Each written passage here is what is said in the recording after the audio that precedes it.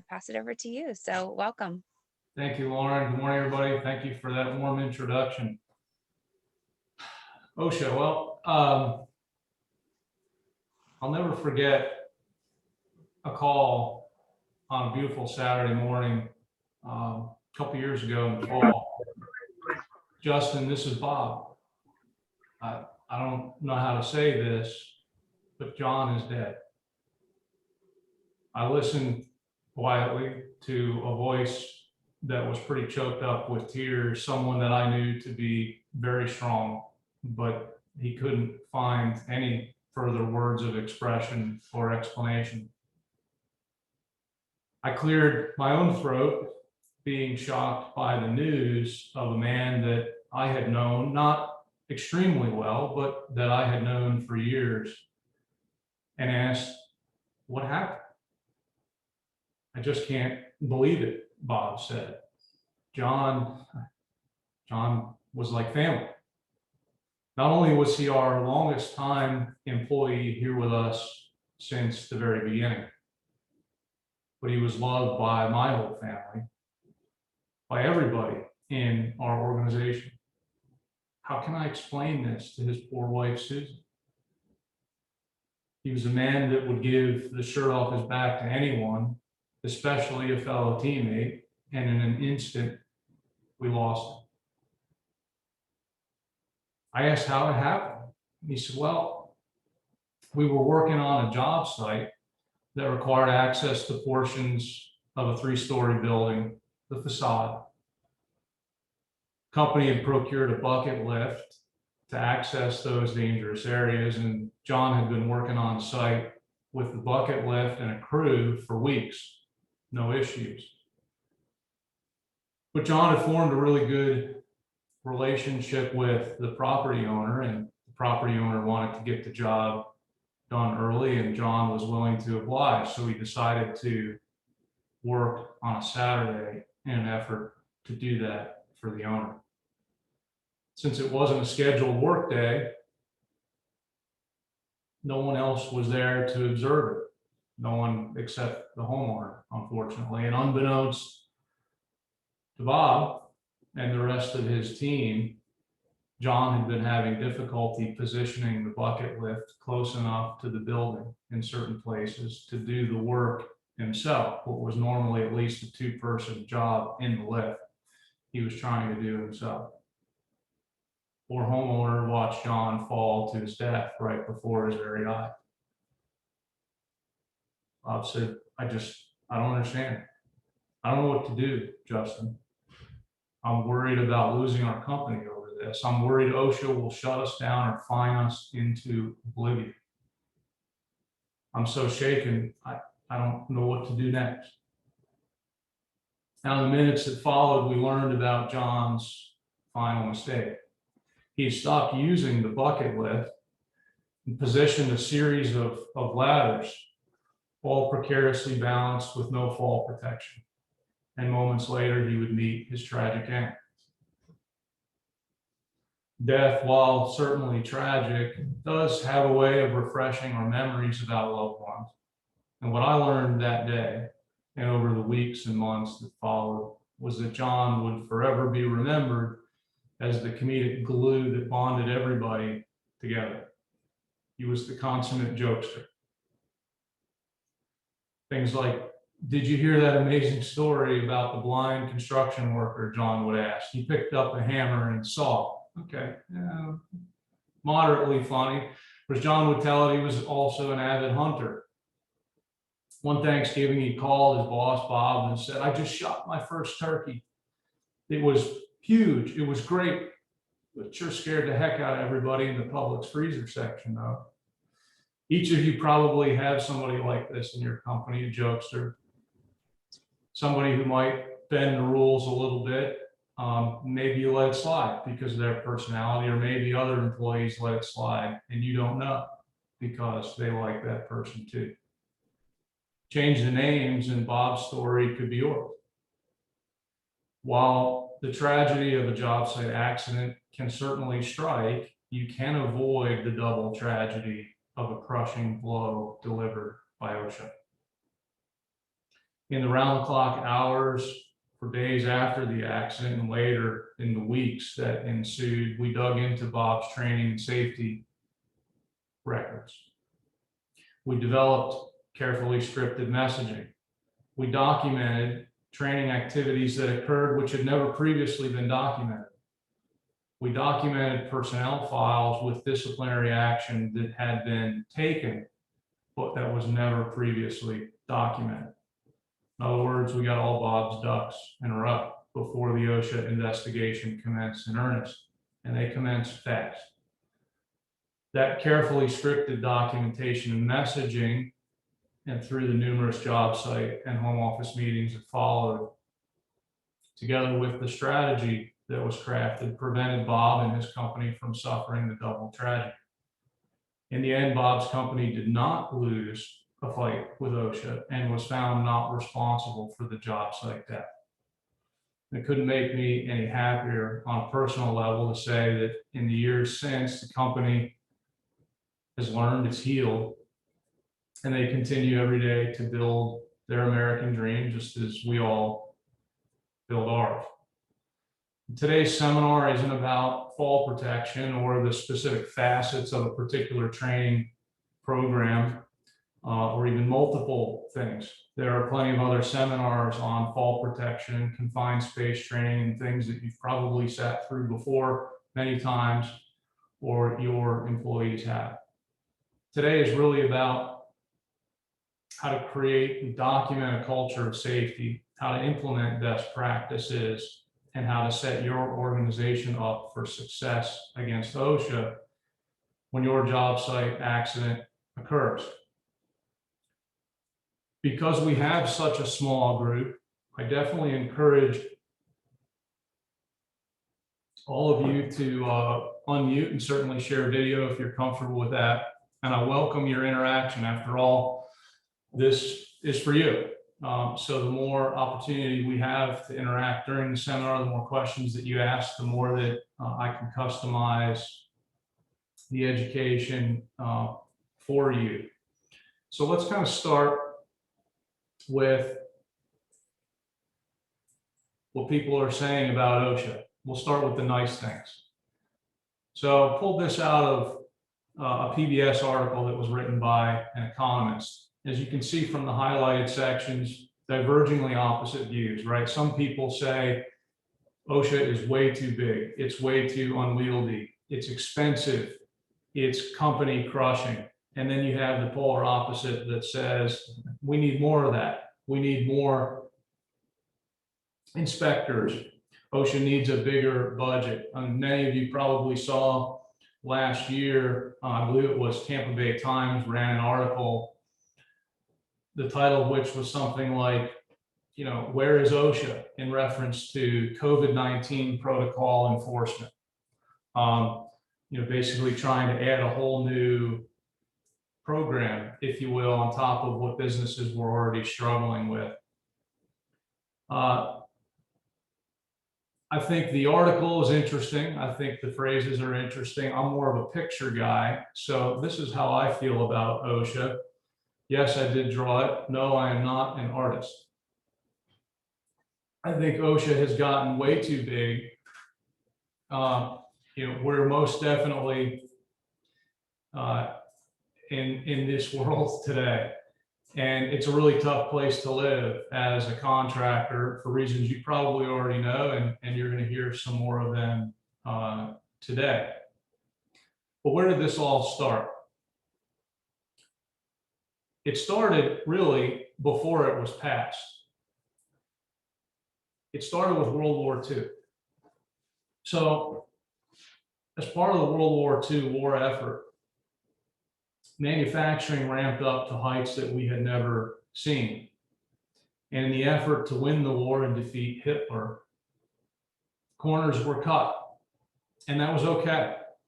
That was okay because the cause was just. After World War II, manufacturing continued to explode. New chemicals were invented. There were a host of new manufacturing processes created, and more corners were cut. But most would argue that the cause wasn't quite as just post-World War II. And we came into the environmental movement of the 1960s, which was redesigned in part to enlist support. Every movement has to have support, and the environmental movement enlisted the strong support of labor unions to accomplish its cause. And a byproduct of that was OSHA, was safety measures, right? It started with environmental contamination, exposure of employees to high-risk hazards, initially chemical and things of that nature. And the labor unions were enticed to jump on board to the cause. And a strong lobbying push was made over a period of years until we hit 1970. The year the OSHA Act was passed by Congress, actually became law in 1971. It did so because during the corner cutting years, there were a host of additional accidents and deaths, really over a period of 5 decades, that rose to such a significant level, it couldn't be ignored anymore. But the debate, as I said, lasted 2 years. And the reason it lasted 2 years were really for these 2 reasons. Advisory versus mandatory, and specific versus general. So the pro-business groups in Congress, by the way, to frame the time period, this was President Nixon's era. Congress was controlled, both the House and Senate, by the opposite party, so kind of a balance. Advisory versus mandatory. So the pro-business groups wanted to have just strictly an advisory agency, an agency that its sole focus was to develop safety standards and to publish them and to educate businesses, but it was to have no enforcement power. The flip of that was, no, this needs to be mandatory. It needs to do those things, but it also needs to have enforcement mechanisms. I don't need to tell you that the advisory portion didn't win out. It obviously has become mandatory, and it has regulatory power, strong regulatory and fining powers. The specific versus general, though, was the other part of the debate. And we're going to talk a little bit more in depth about this later, but the specific versus general was, again, you had the pro-business groups saying, okay, if we're going to have an agency, whether advisory or mandatory, businesses, they need to know, they need specificity. They need to know that, if I'm in a confined space, what does that mean? Define that for me so that I can instruct my team what a confined space is. And what activity am I doing in the confined space? If I'm dealing with high voltage electricity or some off-gassing material, give me specifics so that we can train, so that we can prepare, and that there's no gotcha. That makes sense. That's fair. That's practical. The flip side of that was, well, maybe, but we don't want to be pinned down to specifics if we're trying to protect employees. We also want there to be some general duty, this catch-all that allows OSHA to say, well, it's not here, here, here, or here, but we think it meets this general standard. So anybody who's ever had run-ins with, say, a fire marshal dispute, certainly building code issues, they sort of think they're God. What they say goes. And so that was what some envisioned with this general category. And by the way, that's ultimately what they got. There are, in fact, both specific and general requirements within OSHA. Okay, so what are these specific and general requirements? The specific are the specific hazards. Okay, all of these requirements are found in the United States Code, which I've cited there. The specific hazards are the ones that, as you've sat through training before, or your team members have, those are the ones you get trained on. Okay, those are the fall protection, the confined space, the very specific standards that OSHA has delineated. The general duty standards are the catch-all. And here's where these actually come from. And it's amazing to me to see how something can start simply and expand beyond all comprehension. So this quote, this very, very simple quote, is where all of those things come from. It's amazing when you see the body of case law that comes from that. So the specific hazards, right? You've got record keeping hazards in the construction industry. I didn't highlight those because those are more straightforward, but general industry and construction. Many people think that it's only the construction standards in Part 1926, but that's not true. To the extent there's any conflict between construction and general, construction is going to control, but they're both applicable.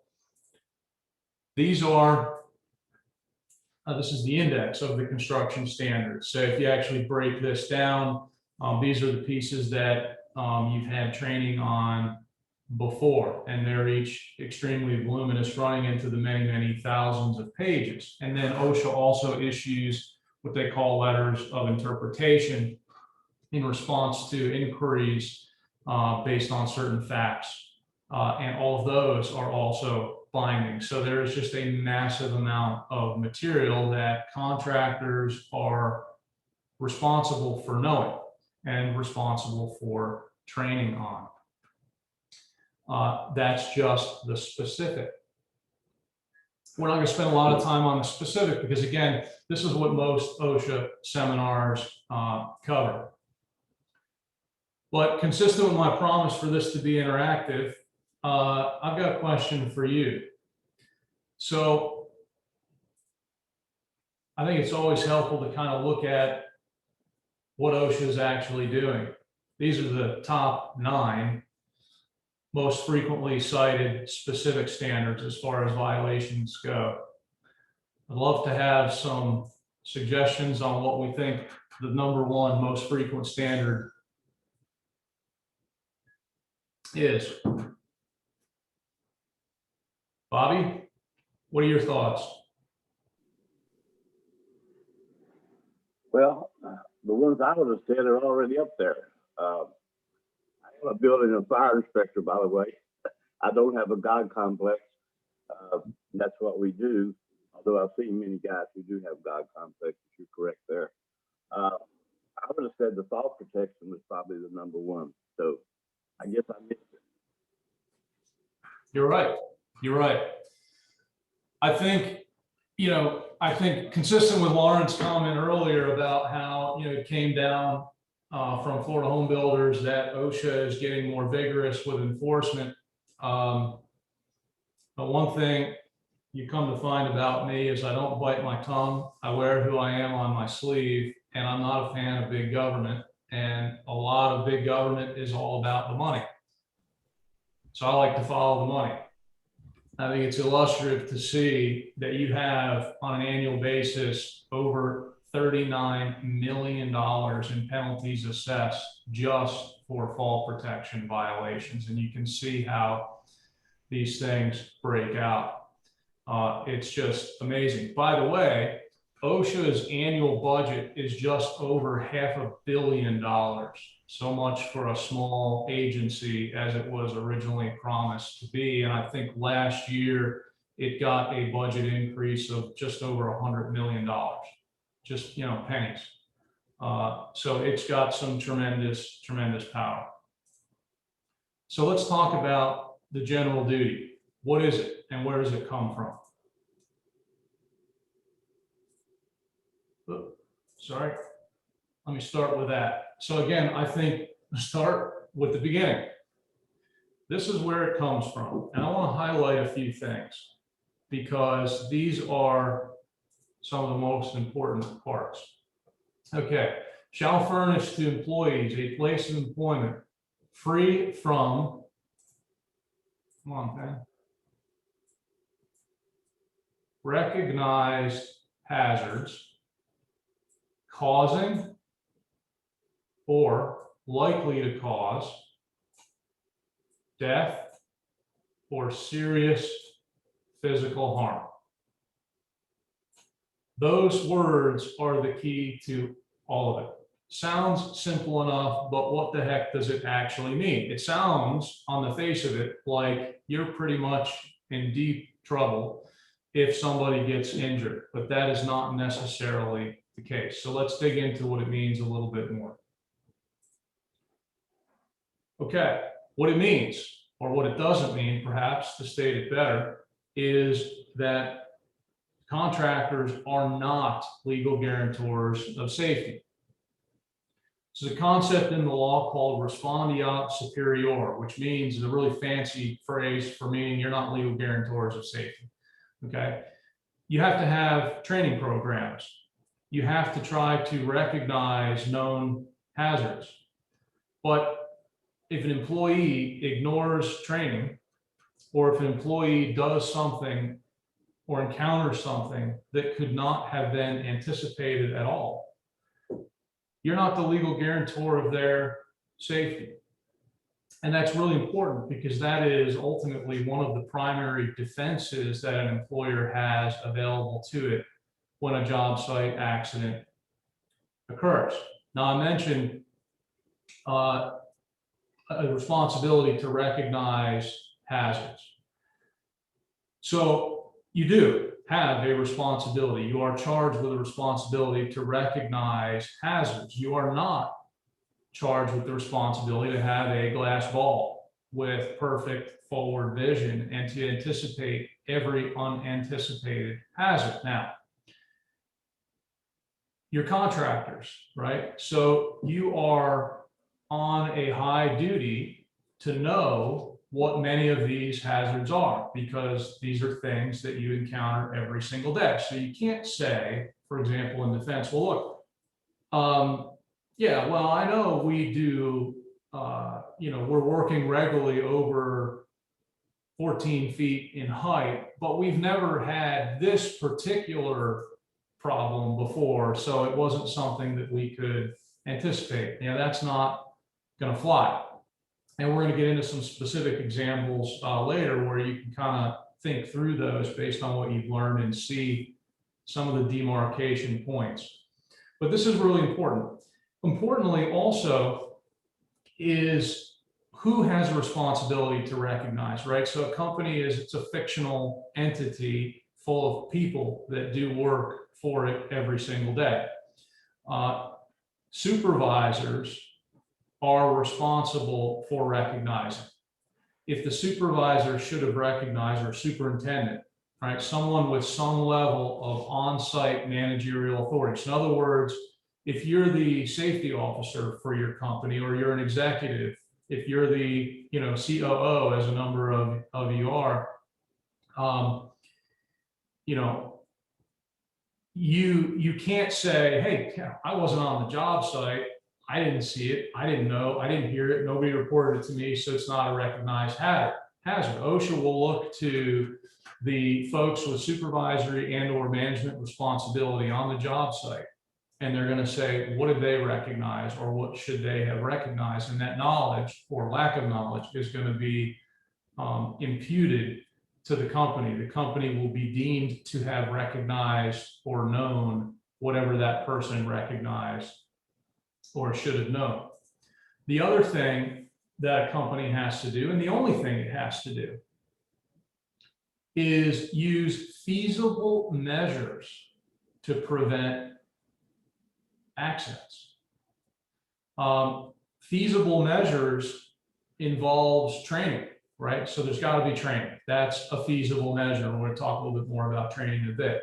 You got to have training, but feasibility also brings a cost element to it, right? So though it may seem different if you've had a significant job site accident, the law does not require a company to place itself on the verge of bankruptcy to create some new safety barricade, some new safety protocol that's just simply not feasible. Now, the fact that it's a significant cost isn't going to save you.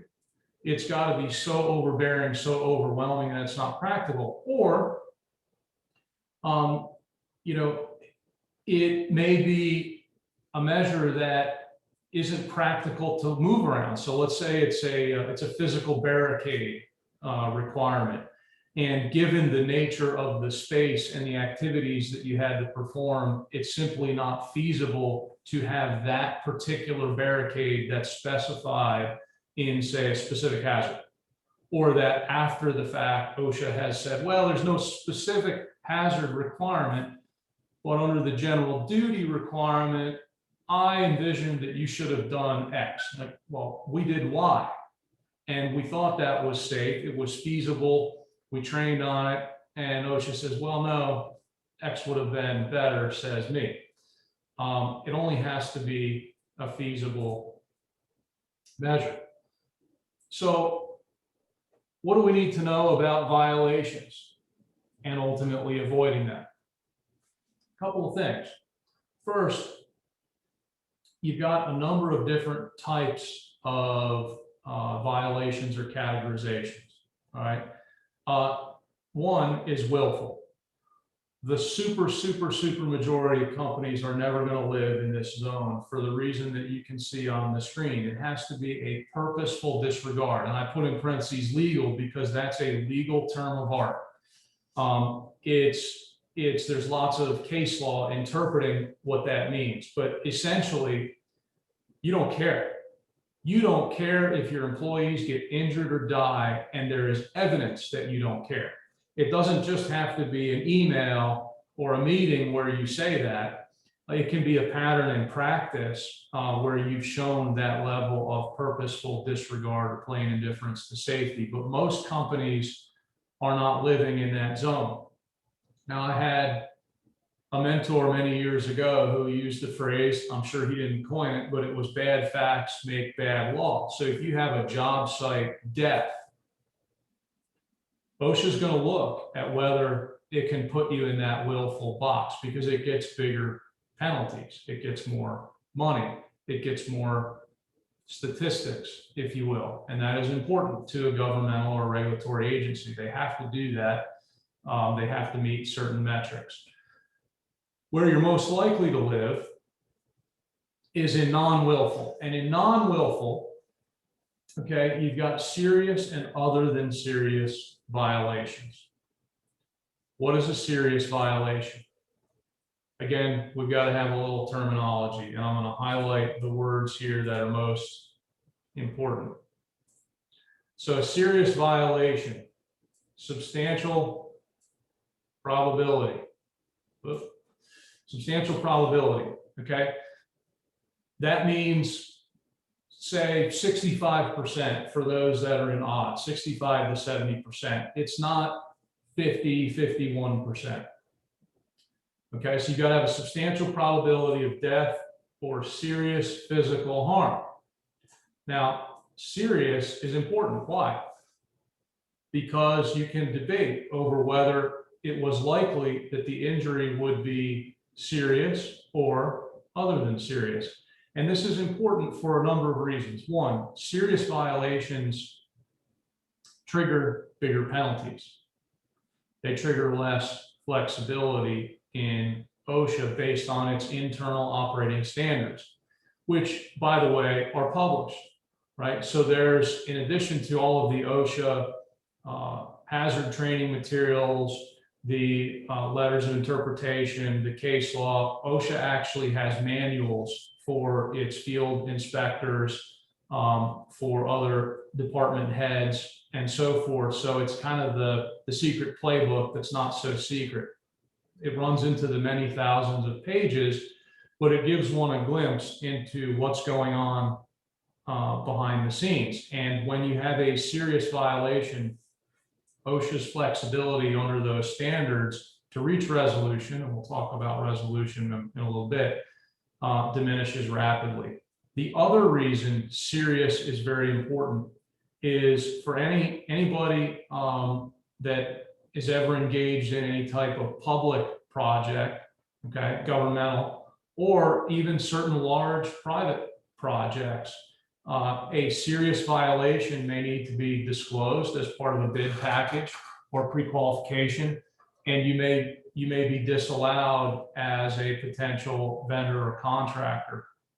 So serious is a big deal. Serious also keeps you much more on OSHA's radar for future inspections, though any violation will.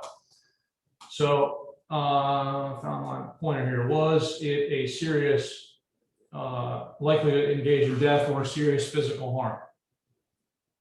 The next thing is whether you knew about it or should have known about it through the exercise of reasonable diligence. Okay, reasonable diligence. Again, legal term, lots of case law interpreting it, but basically think of it like feasible measures. Okay, you don't have to have bugs in every room on a job site. You don't necessarily have to have safety compliance department, though as you get larger that can be very, very important to have, but you have to perform some level of reasonable diligence, and how you do that is by creating a culture of safety, a culture where people are reporting their colleagues, which is a tough thing to do, for violations. Okay, other than serious, well, it's everything else. Okay, so where you want to be if you're in a position where you've received a violation, you don't want to be in willful, you don't want to be in serious, you really want to be in other than serious, because it opens up a lot of flexibility. It changes the legal standard, and worst case scenario, if you lose, the penalties are much less. So how do you avoid getting one of these things? Safety training. All of the specific hazard training, but safety training isn't just sending workers to offsite training activities. Training also should be informal. It should be your periodic internal training sessions, whether they're monthly or weekly or whatever it is. They should also be job and task specific. Now, I'm a realist. You're not going to train on every single little task. You can't, or all you ever do is train. It's why you're in a risky industry. But you have to try to train in these ways so that you can later demonstrate that you have created a culture of safety, even if you did not train on every single conceivable hazard that could come before your organization. You also have to discipline. This is very big. This is very big. Why? When an accident occurs, one of the first things that OSHA is going to request after the initial job site or home office inspection, wherever the thing occurred, or both, is discipline records, not just of the employee who was injured, but others. They want to know if you have a record of safety training. And one of the ways that you demonstrate that as an employer is that you take safety infractions seriously and that you do discipline employees. That doesn't mean you have to terminate on a first time, and certainly you wouldn't. Unless it's an extraordinary infraction and you've got other reasons to do so. But you've got to take discipline action and do it consistently. And you've got to document. So you've got to document your safety training program. So the offsite activities that you send your employees to for training through third-party services, you got to document that. You've got to have attendance lists. You got to have invite lists. You got to have a record of the seminars and the training that they went to. And you should have these things in a singular location. The last thing you want to be doing when you have a violation and OSHA is breathing down your neck is scrambling to find documentation, or worse, in the scenario that I described at the outset of my presentation, having to actually resurrect it and create it after the fact based on what did occur. But as you might imagine, that's an enormous undertaking at a time when you need to be focused on your legal strategy for defending the violation. Same thing with discipline records. You need to have those in personnel files, but you should also maintain a separate log. So if it's a safety infraction discipline matter, have that disciplinary activity in your safety documentation as well, so that if or when you get a request from OSHA for disciplinary records, you can go to your safety documentation area and say, okay, I see these people were disciplined, and you know which personnel files to go to for additional information. Any questions so far?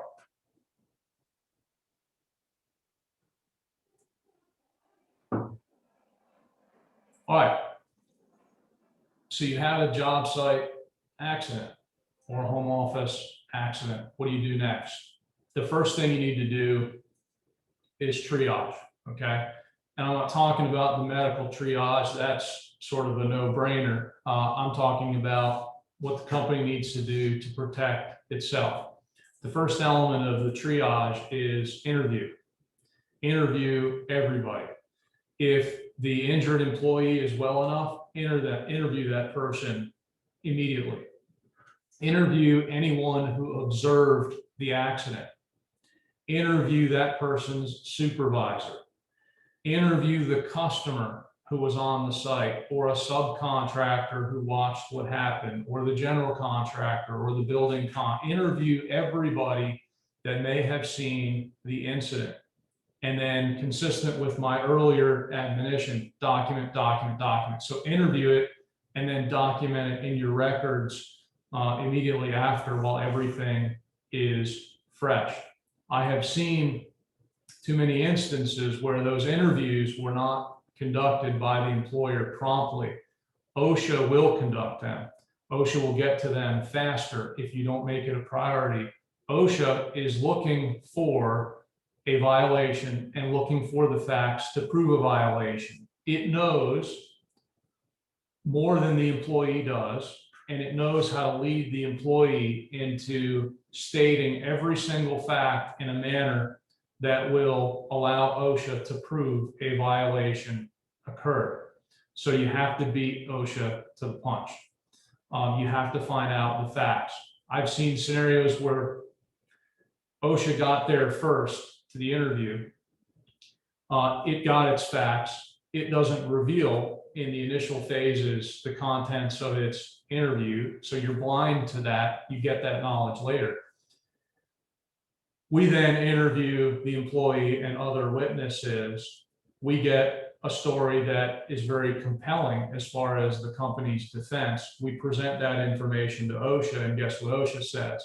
Well, isn't that interesting? They changed their story after the employer got to them. Here's what they told us, okay? We didn't lean on the employee in any way. You can't.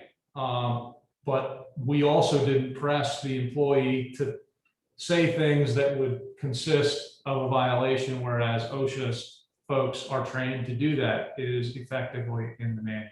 So interview, photograph and video. I can't tell you, I cannot emphasize enough how a picture or video is worth way more than 1,000 words. Measure. Okay, we had an incident a couple of years ago. It was an explosion in a confined space.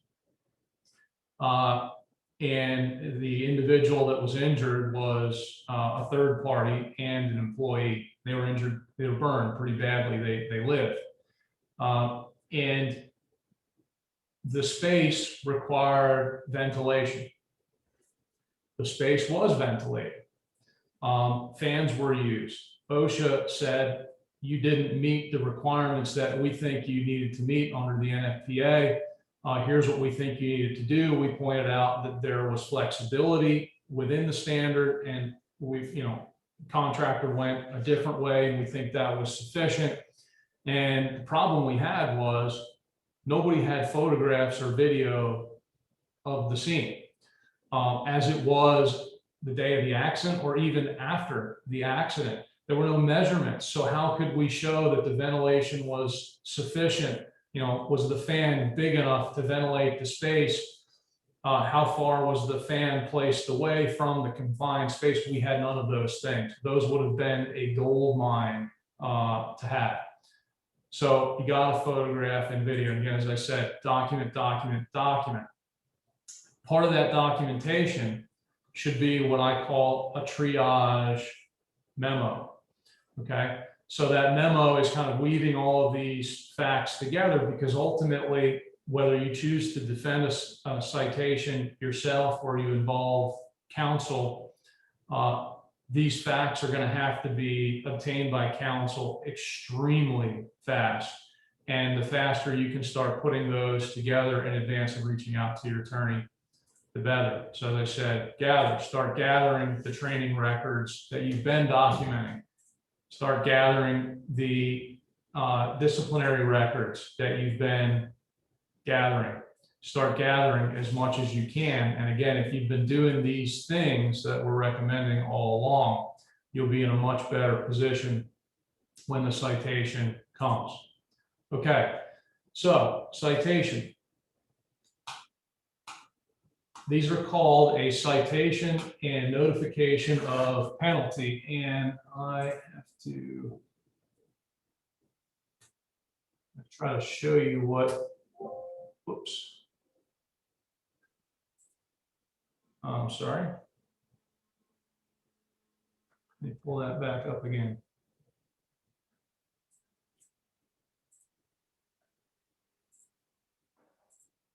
Okay, this is what a citation and notification of penalty looks like. They can be generally on the short end about 5 or 6 pages. On the long end, they can run hundreds of pages. But this is not a client.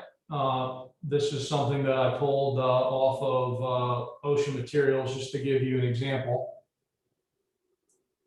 But you'll see some basic information: inspection number, inspection dates, issuance date. As you can see, there are multiple inspections. So depending on the nature of the violation, OSHA is not just going to come out once. And it's not, by the way, if this is a job site accident, it's not necessarily just going to inspect the job site.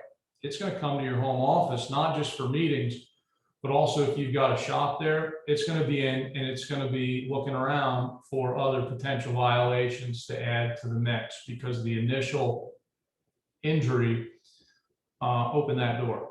So a lot of what's in here is what I'll call sort of legal boilerplate, particularly this first paragraph. So we're going to skip past that. But here's a really important one: posting. Okay, this is the bad news. You got a job site accident and you get a citation and notification of penalty. You have to post it in a prominent location at your place of employment so that all your employees can observe it. By the way, these citations, okay, they can be just a citation, meaning you've violated and here's the corrective action we want you to take. Or they can be a citation and notification of penalty. So you can receive a citation without a penalty. In any event, you're going to be asked to make corrective action.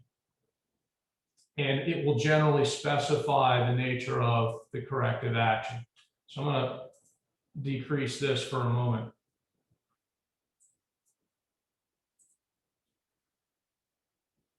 What you might have seen there briefly in the citation is your right to request an informal conference. What is it? An informal conference is your opportunity to meet with OSHA to obtain a better explanation of the violations that we're citing, to get a better understanding of the specific standards that apply, whether they're specific hazards or general duty, discuss the corrective action that's being requested and options for correcting that activity, discuss problems concerning the abatement date. So when you receive a request or a requirement, I should say, to correct, you're going to be given a date. You have the right to petition formally if you need to, but informally, generally, for an extension of the abatement date if it's not feasible. You're not going to get a terribly long extension, but you can almost always get an extension if you know to push for it. OSHA's manual says that the informal conference is also an opportunity to, quote, discuss problems concerning employee safety practices, end quote. Don't you dare. Why in the world would you discuss openly with OSHA other violations or problems you're having with employees? You should not. resolve disputed violations. It can also be effectively a settlement negotiation, and to obtain answers to any questions that you have. Now, first and foremost, if you're going to request an informal conference, you need to do it immediately. And when I say immediately, I mean upon receipt of the citation, whether with or without notification of penalty. Why? Because you have 15 days to request it. You might say, well, why don't I just wait 13, 14, 15 days? Because you also have another deadline in 15 days called the notice of contest deadline, and those two periods run concurrently. You have to be careful in requesting an informal conference, because whatever you discuss there is ultimately admissible in the case against you, and it locks you in. So in other words, if you go to the informal conference saying, well, I haven't really done all the stuff that this guy Zinzow has told me to do, we haven't consulted counsel either, and we're going to kind of just go in and see if we can get this resolved before we really spend a lot of time and effort preparing, you have lost before you even started. Because what you do at that informal conference from a practical perspective locks your factual and legal position in forever. You're not going to be able to change it. If you attempt to do so through the contest process, the courts effectively look very, very unfavorably on that. So what do you do in preparation for an informal conference? So I'm going to show you something that we've created. Again, I've removed client information, but essentially this was a memorandum that we created for our client. If you're comfortable and knowledgeable enough, you may endeavor to create something like this yourself. But the idea is, these are the talking points and optional talking points for the informal conference, okay? And again, from a legal perspective, if we're preparing it, you can see we've got footnotes, we've got case law. These facts, these things we're going to talk about are helpful. We know that because they come out of cited case law. So essentially, we're already preparing the legal position and posturing towards the win in a compelling way to try to get the matter resolved. So things like, you know, this is the first OSHA issue in the company's history. That's a biggie. That comes out of case law. Non-routine tasks, that goes to whether you were able to reasonably anticipate it. You know, hey, we take this seriously, right? And we've taken steps to rectify it. We have a new safety trainer. We never had that position before, et cetera, et cetera. Talk about your training program, okay? New hire orientation, third-party OSHA training, discipline, pre-task training. Okay, again, all these things, you can see footnotes, they all tie back to case law. As you get down into this section, this particular matter, the bulk of the issue fell under general duty because there was not a specific hazard that OSHA could put that square peg into. So we had to create arguments around the facts, like you know, this was an unanticipated surprise, you know, and here's why, and that this was not substantially probable to result in serious physical harm, because we think it's more likely that on a day-to-day basis, the employee might have suffered this other minor medical issue, again, out of case law. So that's just as an example of, you got to be ready when you request an informal conference, and that's one of the ways to do it.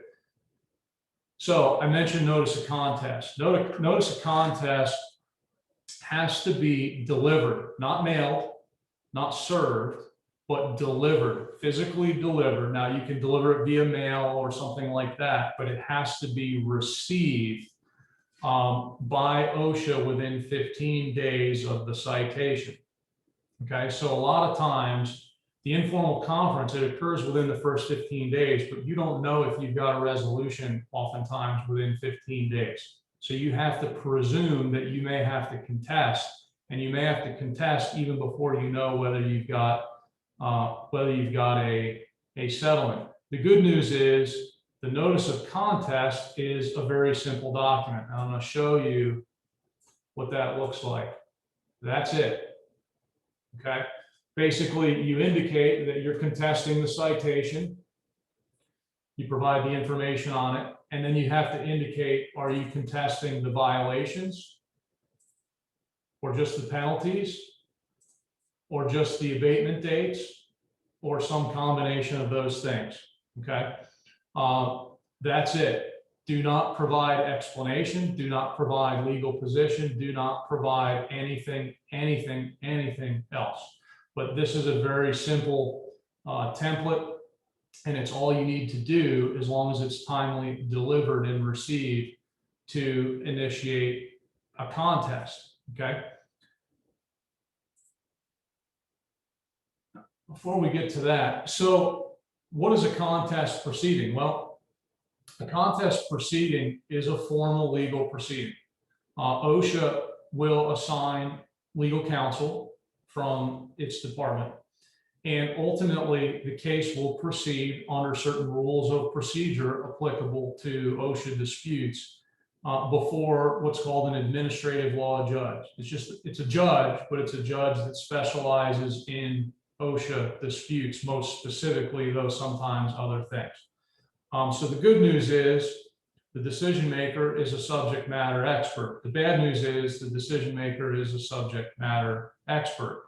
And many of these things come out against the employer, though not always. Again, you need to be prepared because they know what they're doing. Now, if you win or lose at the administrative law judge level, OSHA and company have the right to appeal that decision, and it gets appealed to what's called the Federal Circuit Court.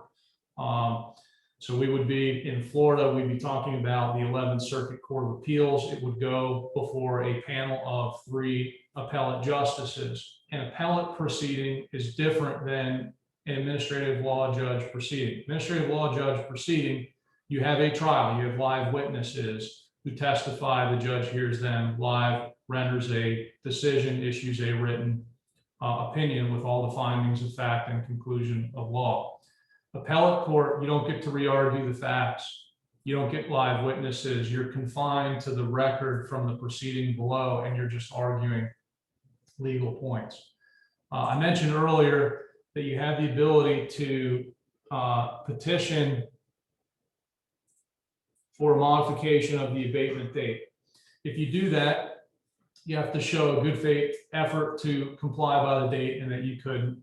The steps you've already taken, when, why you need the extension, and what interim safeguards that you're using. And again, because OSHA wants all your employees to know that you're a theoretical unsafe employer, you're required to post the petition for modification at your business location. And by the way, if you request an informal conference, you're required to do that as well, because technically any employee of your company has a right to show up and participate in the informal conference.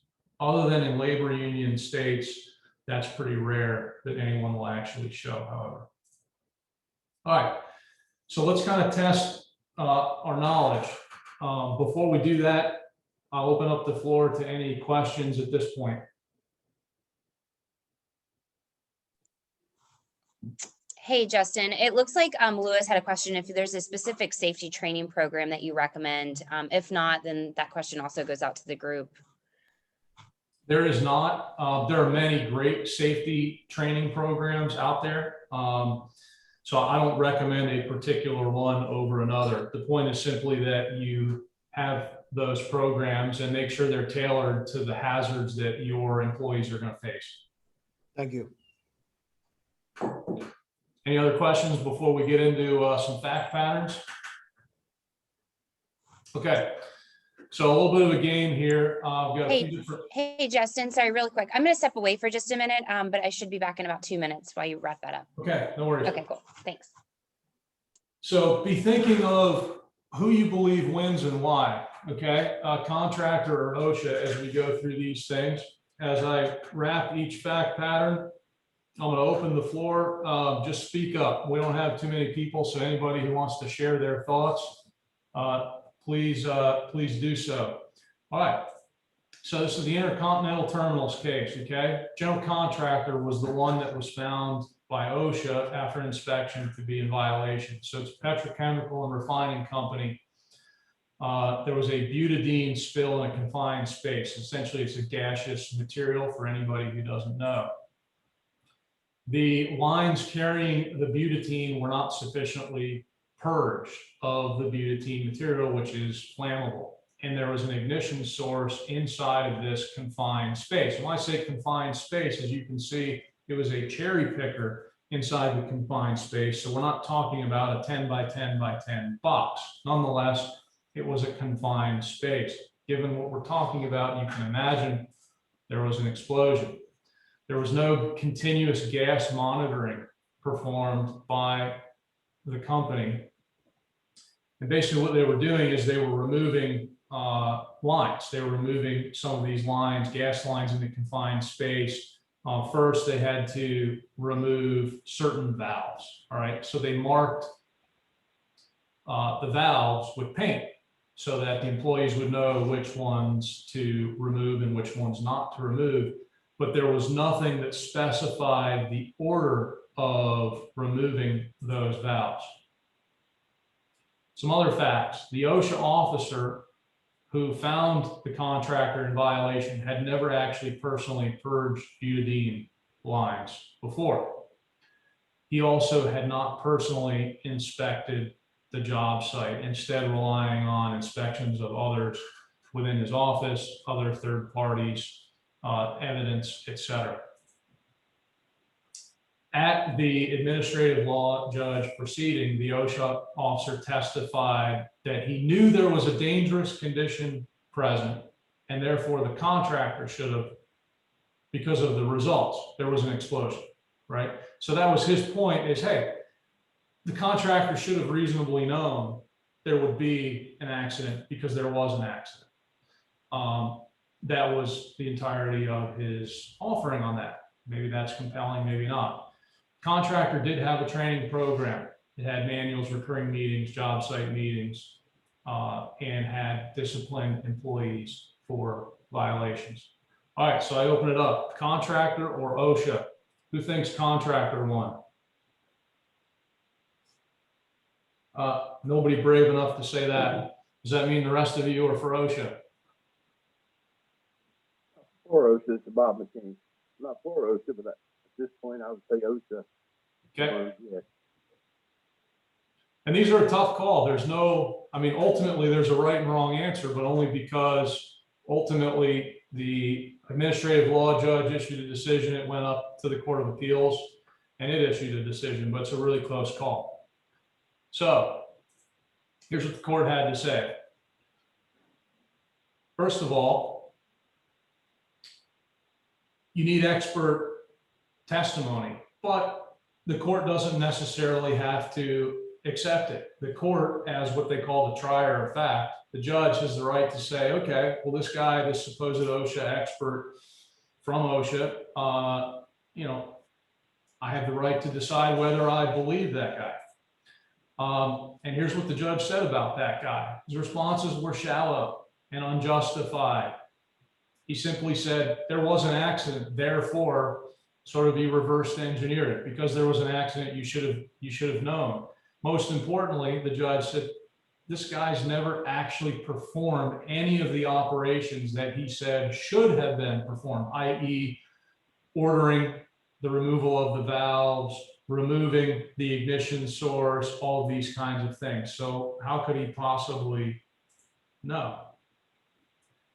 Why is that important? The government must prove the existence of a recognized hazard and feasibility, right? Contractor one. Okay, next case, Ocean Electric. Electrical contractor was installing a switchgear at a Navy electric power station. So big box. So actually it was a series of very large boxes lifted by cranes.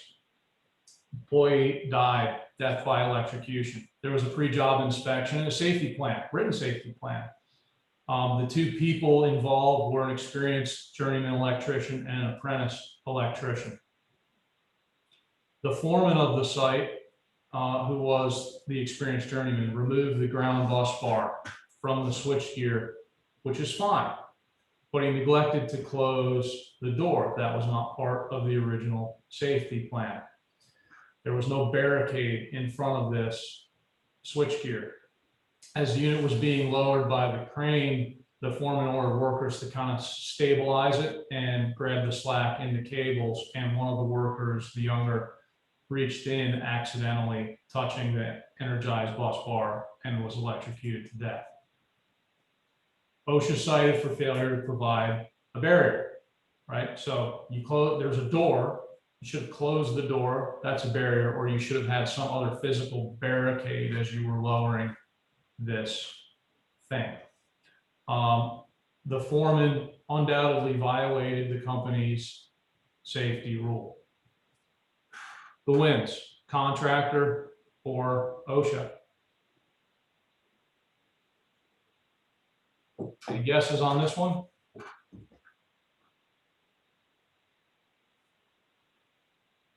All right, hearing none, we'll turn to the court's decision.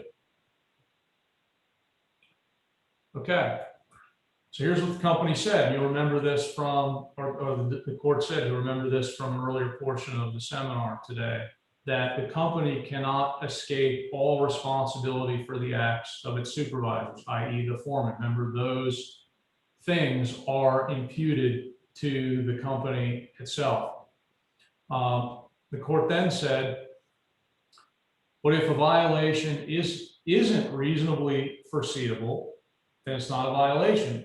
Contrastingly, if it is reasonably foreseeable, then the company is responsible, right? But if the employee's action is isolated, and as the court said, idiosyncratic, it's not likely to repeat itself, then the court is not going to impose responsibility on the employer, right? This was a serious violation. It was a death.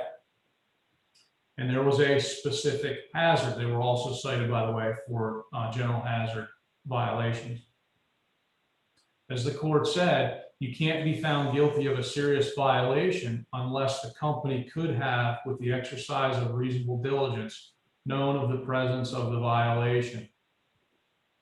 The problem here for OSHA was that this was odd. This was an oddball thing. It was a complete mistake. There was a repetitive training program. There were standards. These were experienced workers, not inexperienced. It was a haphazard thing that happened where, you know, the slack cables were reached for, and in a 1 in a million chance, this poor guy reached through the open door and electrocuted himself. It was not reasonably foreseeable. So again, the contractor won.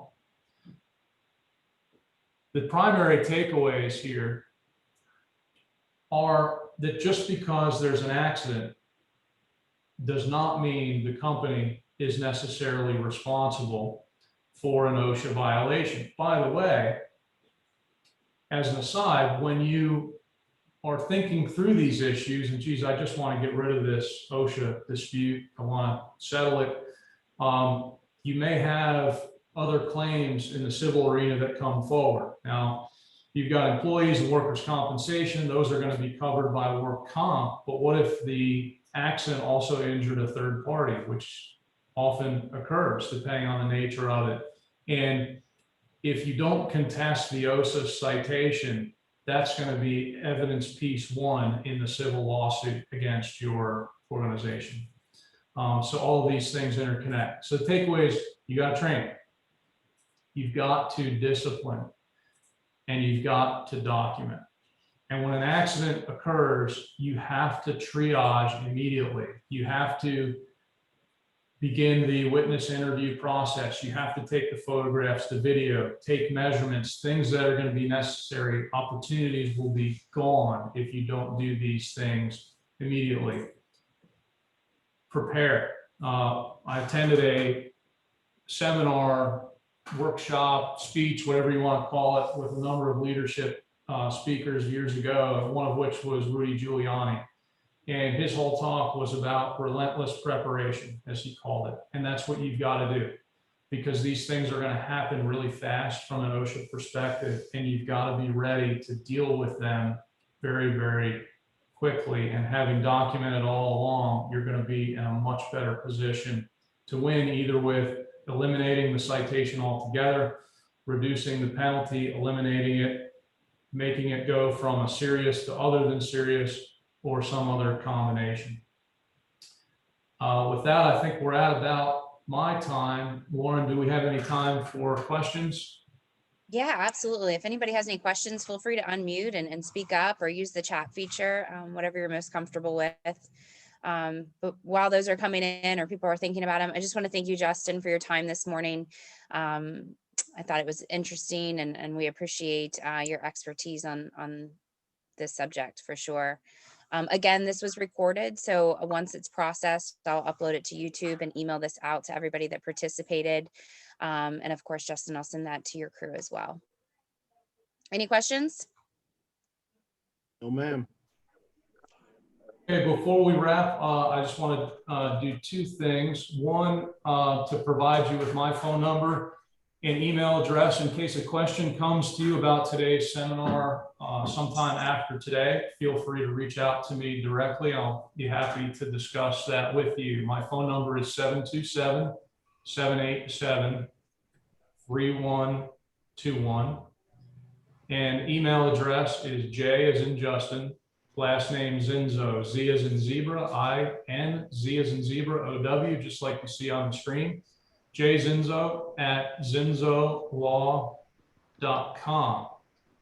The second thing is to let you know that we'll be sending each of you some reinforcing material via email. It's a newsletter called Brick and Lawyer, and it'll have a small article in it on OSHA and some of the concepts we've talked about today, as well as some other educational topics such as construction contracts, lien law, and other things that would be relevant to your organizations. And I'll conclude by saying, Lauren, I really appreciate you hosting and allowing me to present some information to those that can most benefit from it. And I appreciate everybody attending and participating. Great. Thank you. You're a great resource to all of us. Thanks, Justin. We'll talk to you soon. Take care.